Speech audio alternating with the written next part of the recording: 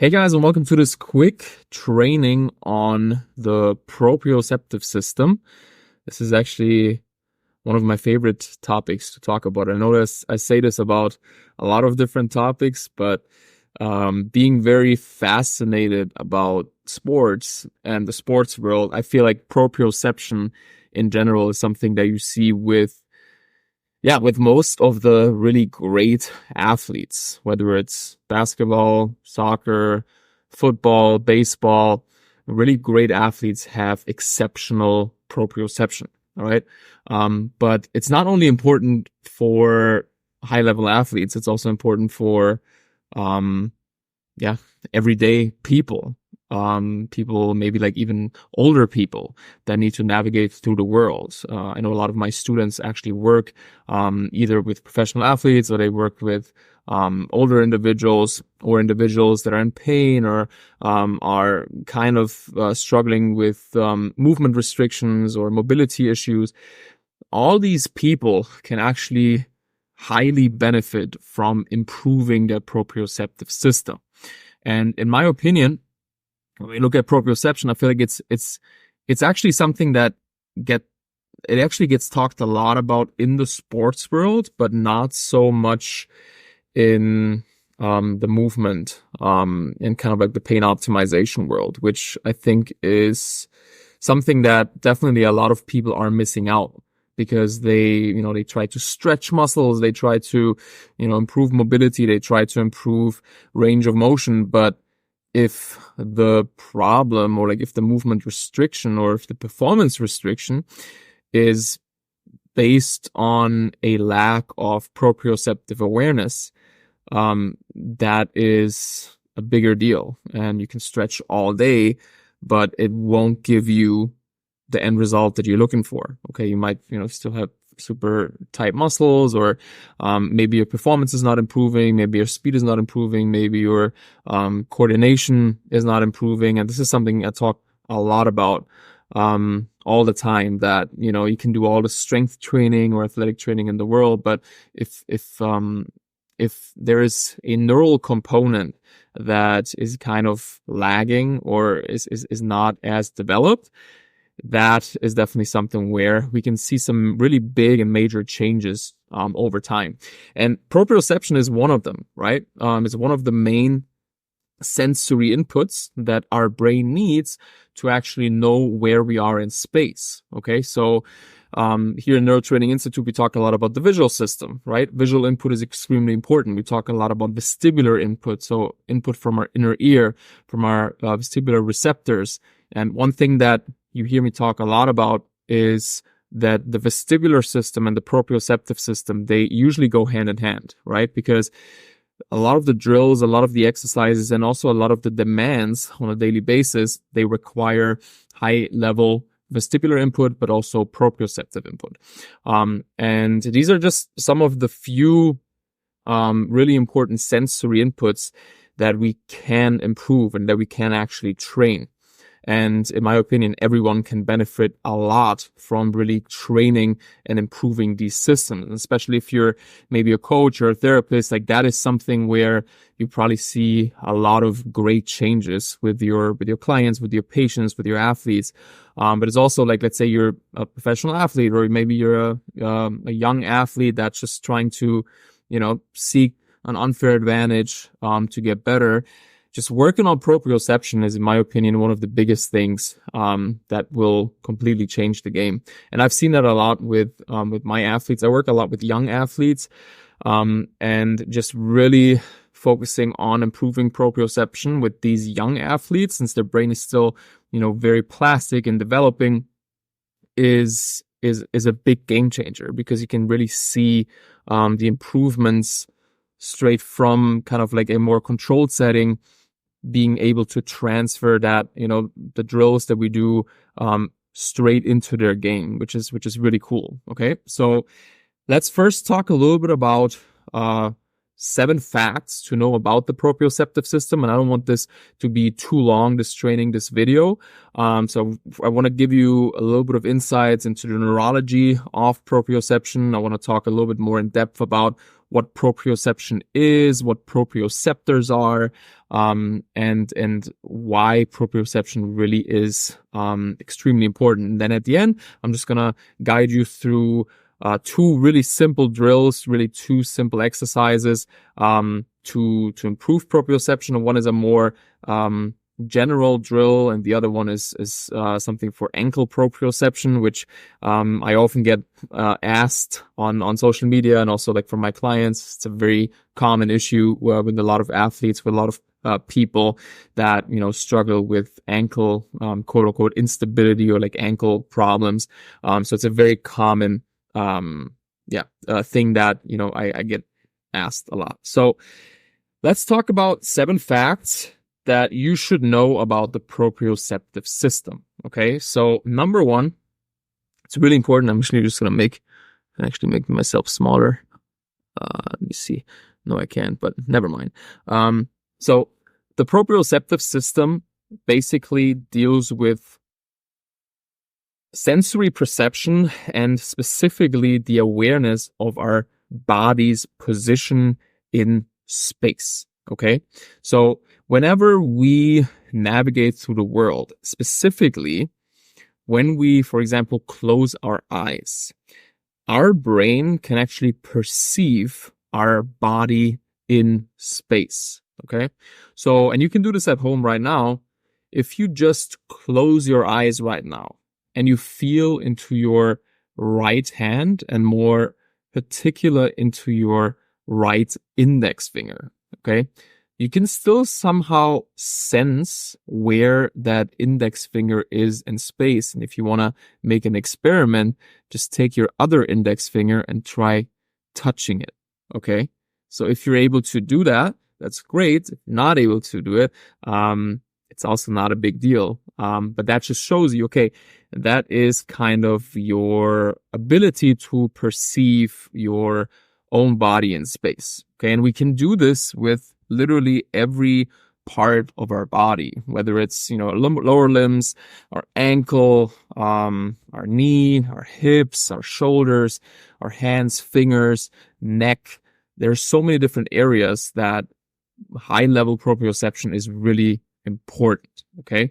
So that is the first thing that I want you to remember when we're talking about proprioception, our body's own position in space. Okay.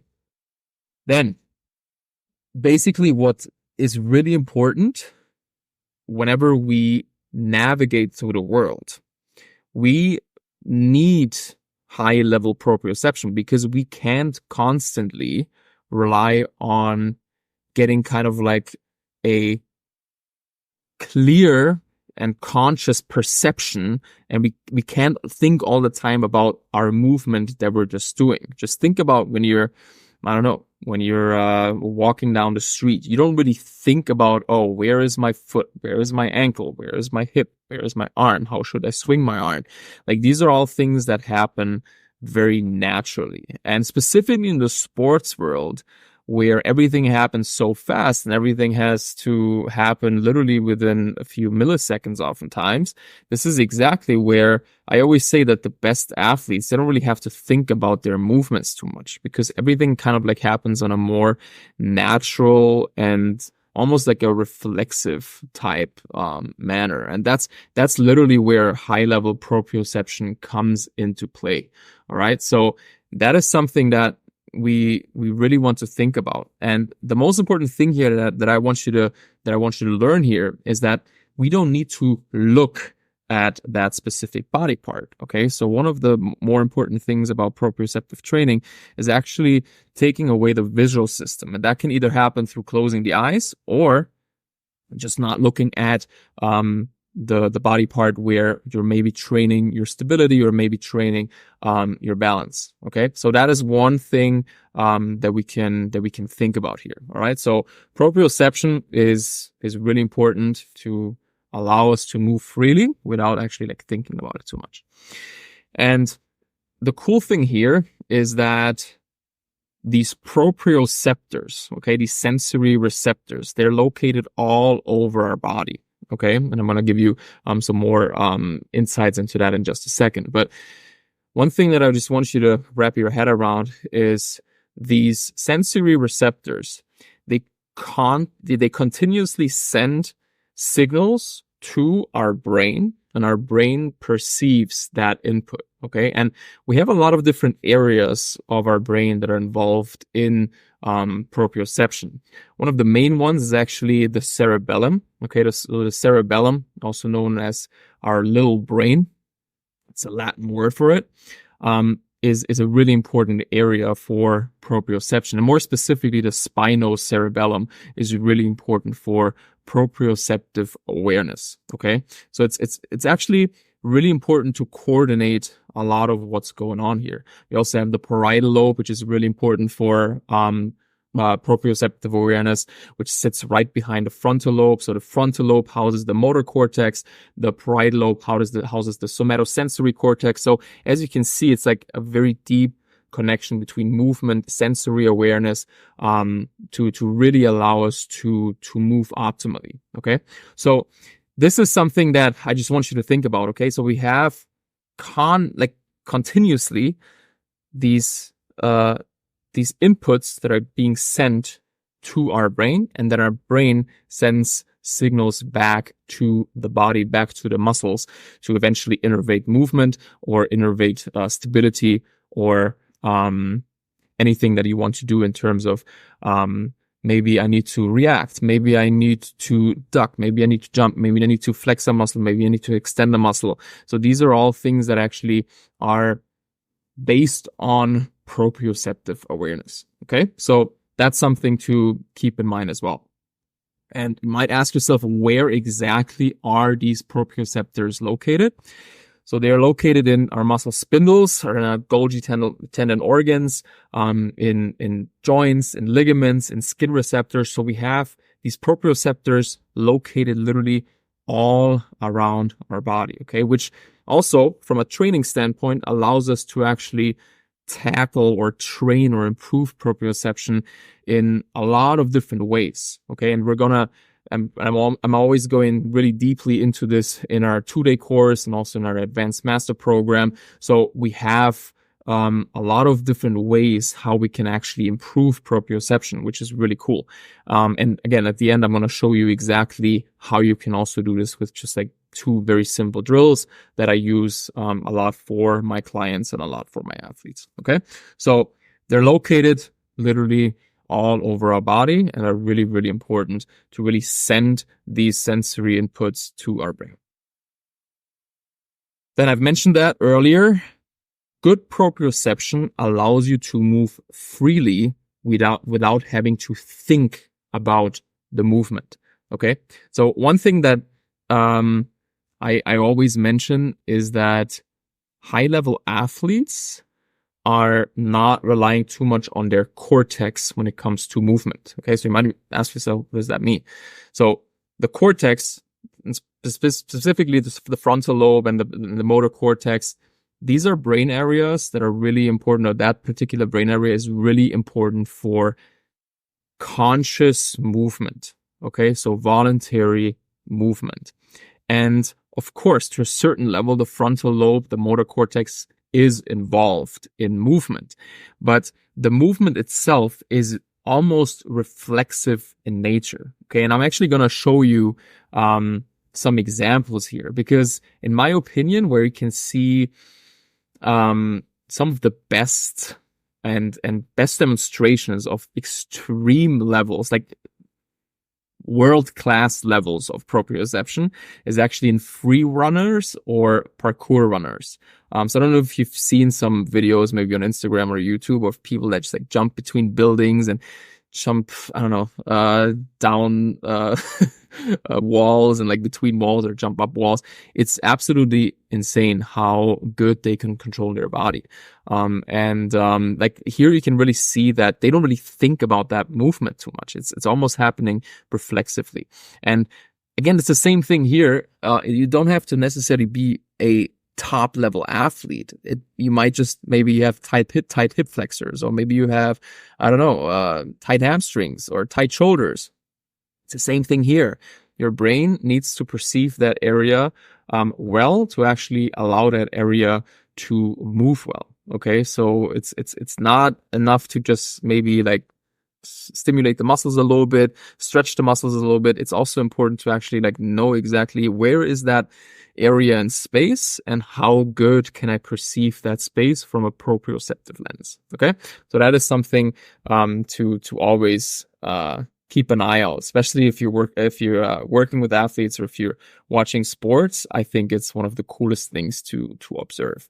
But again, it's not just for athletes. I really want to mention that a few times here, because a lot of people think, oh, proprioception is just for athletes. It's not true. Like it's literally for people that simply want to improve their movement. That's really the bottom line here. Then point number 6, that's I think a really big one. One of the main things that I always teach here at Neurotraining Institute is that the brain has one goal, and that is to keep you safe and keep you alive. Okay, so the brain doesn't really care about anything else other than survival and safety. And here is another point that we can look at, specifically again from kind of like a neuro perspective when it comes to movement. If the brain doesn't feel safe in different areas of the body, so that again could be oftentimes our hips or like these typical areas that often get tight, right?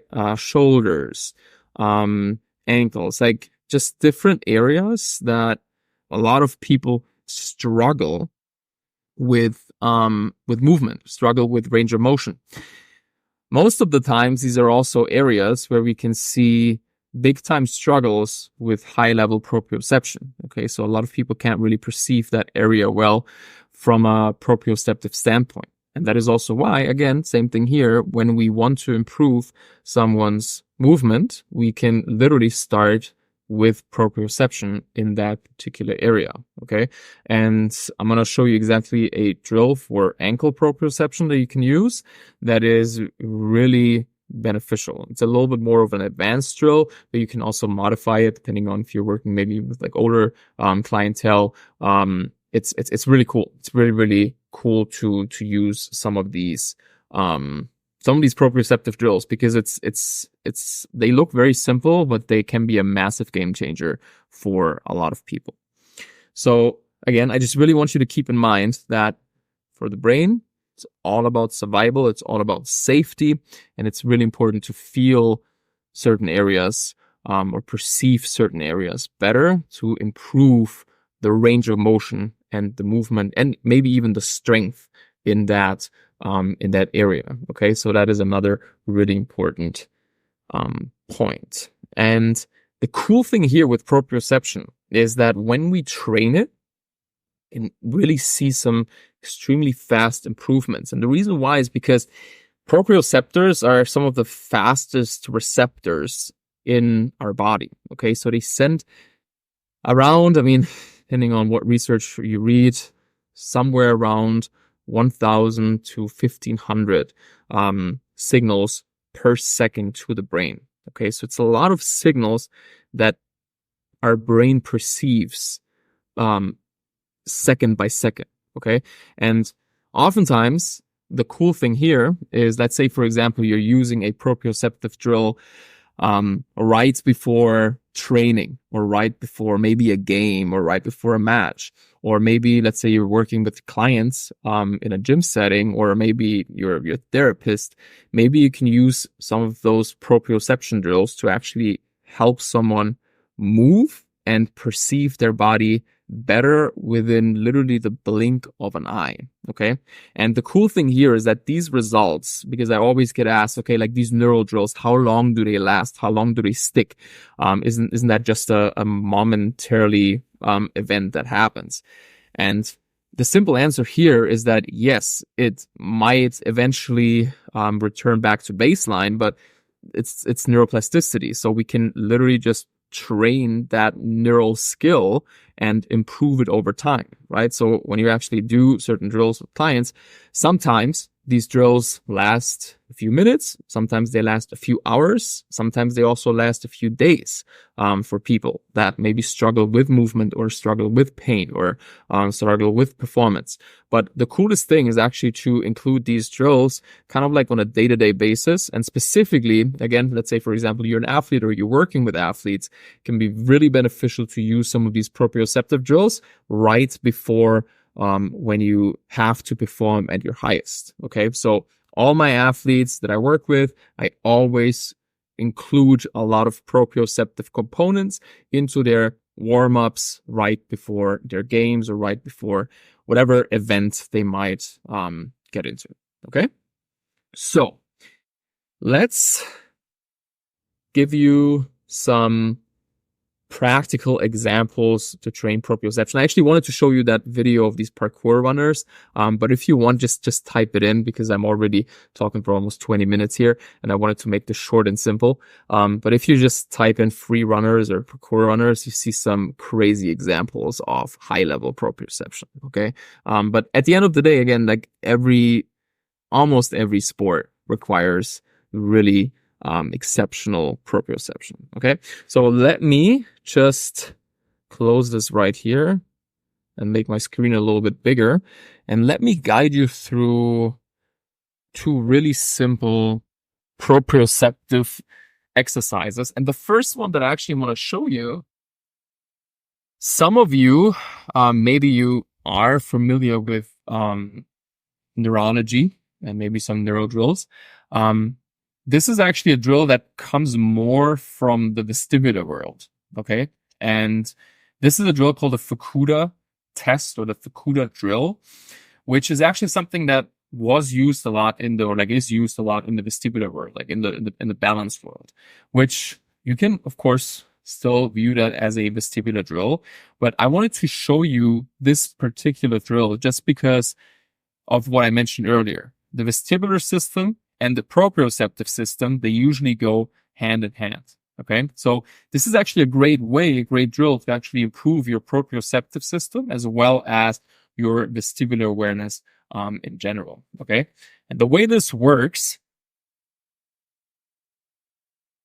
is pretty simple. Okay. And one thing that we can always do with, some of these neuro drills is you can, for example, right now, just test your range of motion.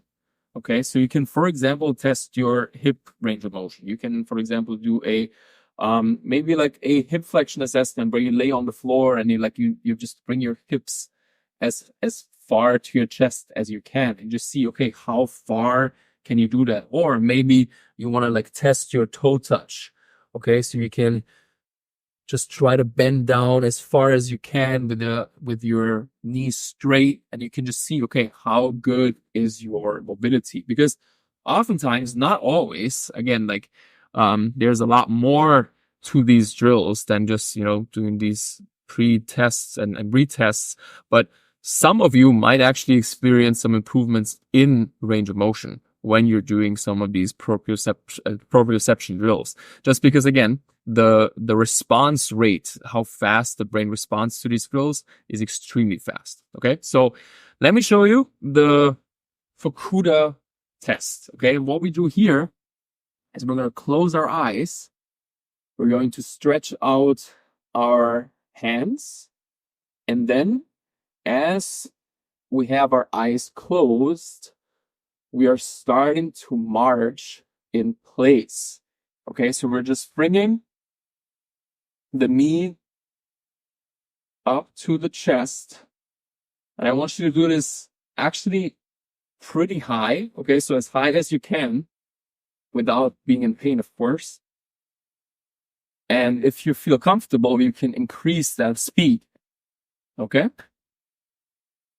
And this, I don't know if you know Michael Jackson Thriller. This is pretty much the same thing that did it in that music video. Okay.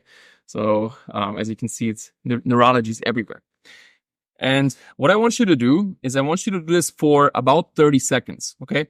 One thing that I want to note here for your safety is try to not have any sharp objects or anything dangerous, around you that you might trip over or you might stumble over. Obviously, if you have balance issues, maybe not the best exercise for you, or maybe try to modify it by maybe not raising the knee up so high. But what I would just want you to do here is just like see if you're actually able to stay in place, because some of you might have actually figured out that, oh, I actually turned to the right, or I turned to the left, or maybe I actually marched forward, or maybe you marched backwards, or maybe you're in a completely different room. Okay, so it's really showing you a lot about what is going on with your proprioceptive system, but also with your vestibular system. So again, it's a really cool mixed drill that you can use for the vestibular system and the proprioceptive system. Okay, so the Fukuda test is a really, really cool drill and test that you can use. Okay, so this is a good example that you can actually use a lot of these assessments, a lot of these tests. You can actually use that as a drill. Okay, so if you're training this on a daily basis, you might eventually get better at actually doing that drill. Okay, so a lot of my athletes, I will just give this drill to them as homework, and I don't know, they see me maybe on day 1, and then day 30 we retest and we see, okay, how has that improved? Did you notice any changes? Okay, of course, I usually back this drill up with a lot more exercises to actually maybe improve that outcome, but the drill itself can be very helpful for a lot of people. Okay, so again, this can happen very fast. You can see improvements again in proprioception. Maybe you feel like you're performing better. Maybe you feel like, again, certain muscles are maybe loosening up. And after you've done that drill, or after you've done that for 30 seconds, again, you can just retest. You can just see, okay, do my muscles feel a little bit looser? And like for me, it always works really well. Like I can literally feel my toe touch improving probably by this much. Okay, so it's pretty nice to see these really fast improvements. Just because, again, right now, my brain has a lot more awareness of where my body is in space, which again allows my brain to feel safer, and that allows for more range of motion. Okay, so that is drill number 1. And then drill number 2 that I want to show you is actually a drill that looks pretty funny. Okay, I mean, a lot of these drills look somewhat funny, but I always get comments about like being a ballerina when I use this drill. But again, it's an amazing drill for ankle stability. So what we want to do here is, and you can do this either with eyes open or eyes closed. Okay, there's different variations for this. If you're really advanced, open your eye, close your eyes. If you just want to get a feel for it, leave your eyes open and just, try to get better and like try to feel the drill. Okay, so what I want you to do here is I want you to actually look straight at a target, and that is kind of like at eye level. You slightly bend your knee, and then I want you to move your foot in all different cardinal positions. Okay, so these to the side are usually pretty simple. Okay, but then once you actually have to move your foot back and then diagonal and then the most diagonal, this is where a lot of people will struggle. Okay, and if you see my ankle here, I mean, I'm pretty tall, so it's a little bit hard to get me here into full picture, but just watch my ankle, how much it has to work to actually stabilize my body. Okay, so as you can see here, I'm really working hard to get this drill right. Okay, and again, it's always move here and then back to your kneecap and basically like this. Okay, if you want, close your eyes, do the same thing with eyes closed. And then cool thing here is actually to maybe actually close your eyes and just feel into that ankle that you just trained. Okay, so the ankle, obviously, that was the stabilizing foot.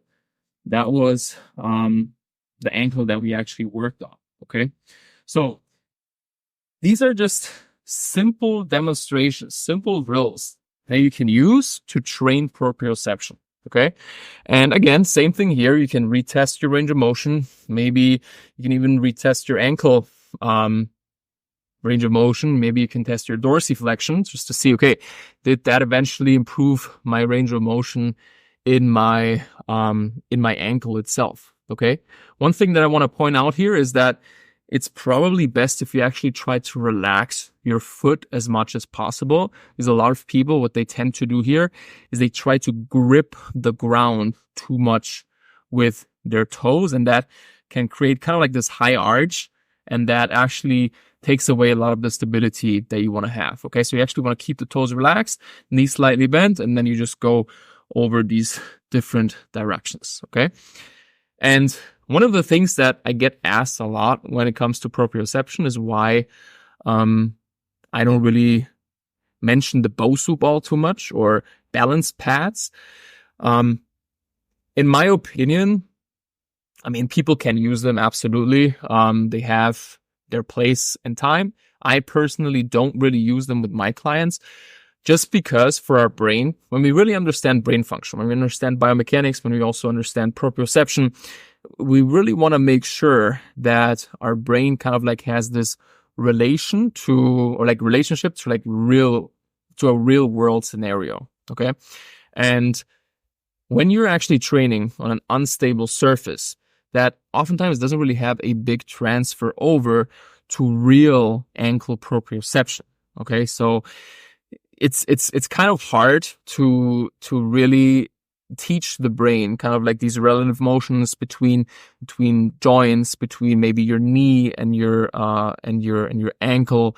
So everything is kind of balanced out. Okay. And the problem oftentimes that I see with tools like the Bosu ball is that if you have a compensation that, for example, forces you more onto the outside of the foot, where a lot of people actually like, maybe they have a really high arch and they kind of like have this more supinated foot and they're kind of already more on the outside of the foot. It actually forces them to be even more on the outside of the foot. So it's not something that I personally really use a lot with my clients. I know there's research, I know there's studies that show that the Bosu ball can work. But again, it's something where I personally just have seen much better improvements with my clients when it comes to, ankle sprains and, ankle range of motion. So definitely give it a shot. Like I said, these two drills are just a really simple demonstration, or maybe two drills for your toolbox that you can use. Again, use the Fukuda, use the compass drill that we just did. Time-wise, very individual. Some people, they like to do the Fukuda test for like 30 seconds, maybe even shorter, maybe longer. But maybe start with like 30 seconds, 30 to 45 seconds. It's really challenging for a lot of people. And then the compass drill, just like do one round, on each ankle, and just again, observe how you feel after. One thing that I always say is like, there is no perfect neural drill. There is literally not a single perfect neural drill for everyone. That is why it's so important to really be using, or like to really use a individualized approach, to really know exactly what you're doing. It's really important to, again, just like get that feedback of the client, of the athlete, of the patient, to really ask them, hey, how do you feel? How does your range of motion feel? Or how does your maybe ankle feel after doing that drill? Okay, so it's really always important to really get that feedback. Okay. So initially I wanted to make this a little bit shorter, but I really hope this was helpful, this training. I hope now you can understand why proprioception is important, how you can train it, at least in the lower body. Again, there is a lot more to it. There is a lot more that we can do for the shoulders, for the elbows, for the hands, for the fingers, for the wrists. There's so many different areas in our body there that require high level proprioception. So I hope this was helpful. I hope to see you guys maybe in one of our seminars, maybe in one of our courses. So again, enjoy the drills, and hope this was helpful. And I see you guys in the next video. Take care. Bye-bye.